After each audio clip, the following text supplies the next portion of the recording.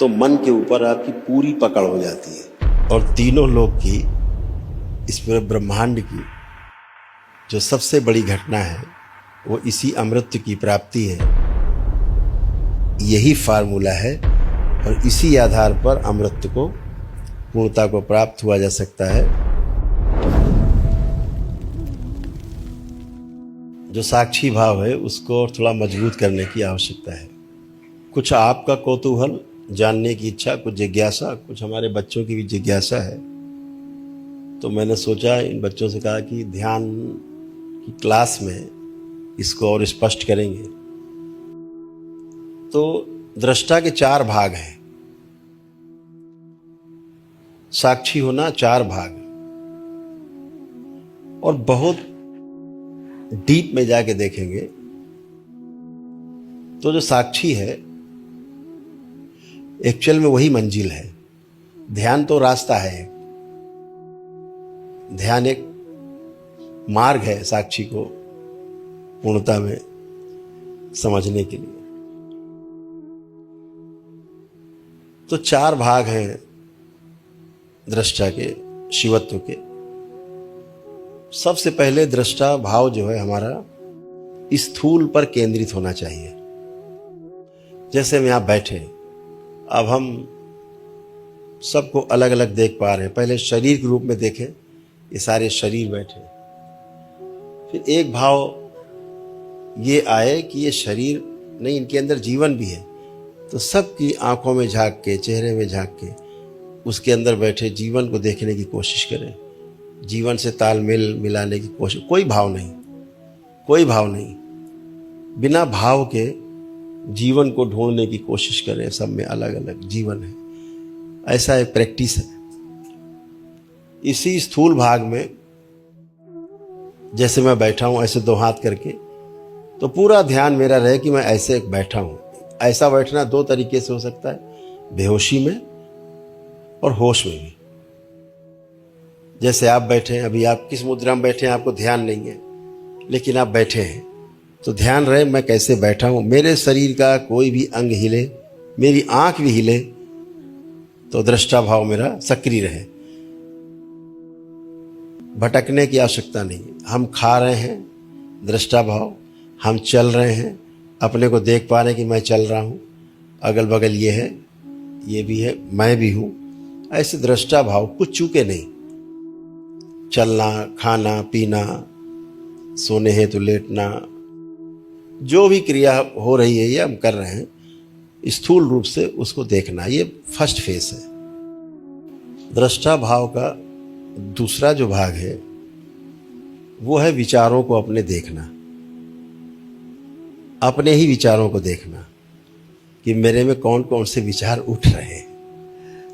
मैंने किसी को देखा और कोई विचार उठा, उसको देखना है, विचार को देखना है। तो विचारों को देखना, इससे आपका जो दृष्टा भाव है अगली स्टेज में जाएगा और मजबूत होगा।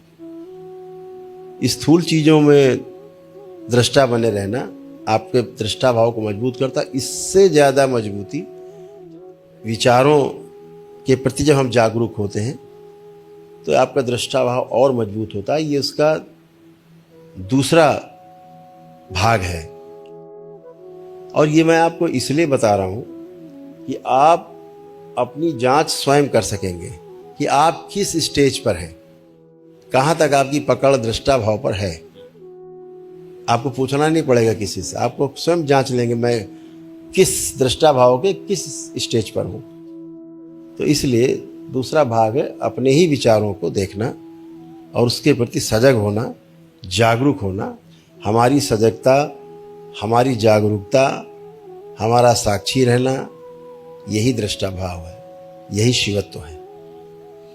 और जितना हर 2 विचार के बीच में जितना अंतराल आता जाएगा, किसी भी चीज को दूर हटके देख सकते हैं ठीक से। अभी हम शीशे को ऐसे लगा लें, अपना चेहरा नहीं देख सकते, तो एक निश्चित और अच्छी दूरी कायम करनी पड़ेगी जहां से अपना हम चेहरा देख सके। ऐसे ही विचारों को पढ़ने के लिए विचारों से अलग होना पड़ता है। तो विचारों से जितना हम अलग होते जाते हैं उतना ही हम विचारों को ठीक से देख पाते हैं। और ये भी देखना है कि अगला जो विचार आ रहा है, क्योंकि आप सजग हैं जी इसलिए अनावश्यक विचार नहीं आएगा, जी तो फिर आप देख पाएंगे कि हर दो विचार के बीच में गैप कितना है। जी जैसे जैसे गैप बढ़ता जाता है, ये शून्यता बढ़ती जाती है, वैसे वैसे आपका दृष्टा भाव और मजबूत होता जाता है। जी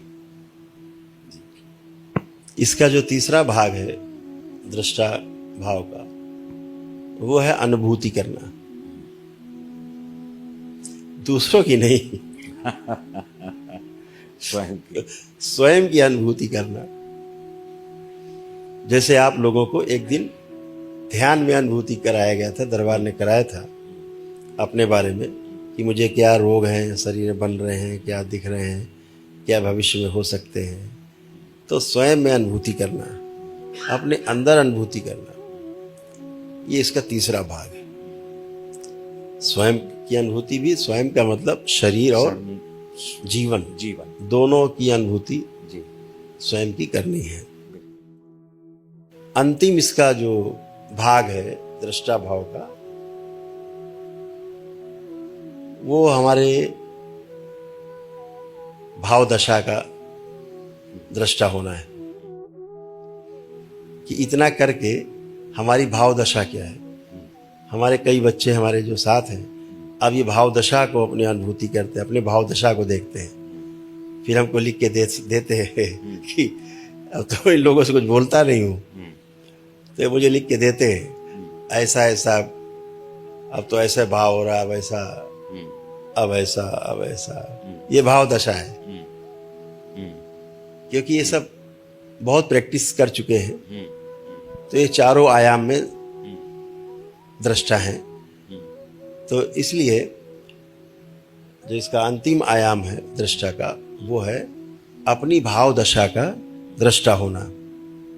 हमारी भाव दशा टोटल में कैलकुलेशन जो आया, पारंगत होके पीछे से आए हैं। अभी तो हम दूसरे की भाव दशा देखते हैं, दरबार के बच्चे दूसरे के विचार, पहले दूसरे के शरीर देख लेते हैं, क्या क्या कष्ट। पहला स्थूल में भाव, इनका दृष्टा भाव है, दूसरे के विचार पढ़ लेते हैं, दूसरा भाग भी इनका कंप्लीट है। तीसरा अनुभूति कर लेते हैं दूसरे की, है? चौथा दूसरे की भाव दशा ही पढ़ लेते हैं कि क्या है, कैसा चल रहा है, इंक्लूडिंग ऑल। तो अब इसी को केवल बच्चे पलट के कर रहे हैं, पलट के ऐसे कर रहे हैं, तो बस ऐसे करना है, इसके अभ्यस्त है, इसके अभ्यस्त होना है, बस इतनी बात।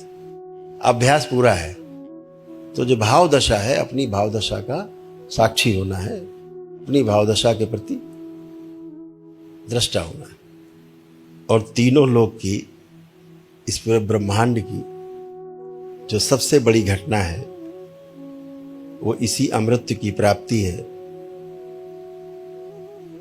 और दृष्टा की उपलब्धि है। दृष्टा को पाना इस संसार की सबसे बड़ी घटना है, पूर्णता की निशानी है। इस बात को बहुत गहरे से समझना है। इसी भाव से आप पार जा सकते हैं। ये कुंजी है अध्यात्म जगत की, इसे भूल गए, काखा गाघा भूल गए, 1 2 3 4 भूल गए, 1 2 3 4 5 भूल गए, ABCD भूल गए, तो आगे नहीं जा सकते। ये आध्यात्म की ABCD है, फंडामेंटल। ये आध्यात्म का ककहरा है। इसलिए यही फार्मूला है और इसी आधार पर अमृत को उपलब्ध हुआ जा सकता है, पूर्णता को प्राप्त हुआ जा सकता है, पूर्णता को उपलब्ध हो सकते हैं और महाशिव को उपलब्ध हो सकते हैं। यही वो सूत्र है। अभी सबका दृष्टा कमजोर है, इसलिए मन मजबूत है। मन आपको गुलाम बना के रखता है। जिस दिन आपका दृष्टा मजबूत हो जाता है, दृष्टा भाव, उस दिन मन गुलाम हो जाता है। जब चारों आयाम में आपका दृष्टा भाव मजबूत हो जाता है तो मन के ऊपर आपकी पूरी पकड़ हो जाती है। इसका जो सबसे बड़ा लाभ है वो ये है कि संसार आपकी पकड़ में रहता है। आप जब चाहते हैं होश पूर्वक संसार की यात्रा करते हैं, अपने काम करते हैं और होश पूर्वक दृष्टा भाव में स्थिर रहते हैं। तो आप मन की पकड़ से दूर रहते हैं, मन आपकी पकड़ में रहता है, सांसारिकता भी नहीं छूटती और आध्यात्मिकता भी नहीं छूटती। जस्ट लाइक जनक, आप में से किसी मित्र का ये प्रश्न भी था शायद कि अगर हम ऐसे हो गए तो फिर सारे कार्य कैसे कर पाएंगे, तो उसमें इसका उत्तर छिपा हुआ है, इसको समझ सकते हैं। मेरे ख्याल से दृष्टा की बात काफ़ी हद तक क्लियर हो गई होगी। Is that clear? ओके।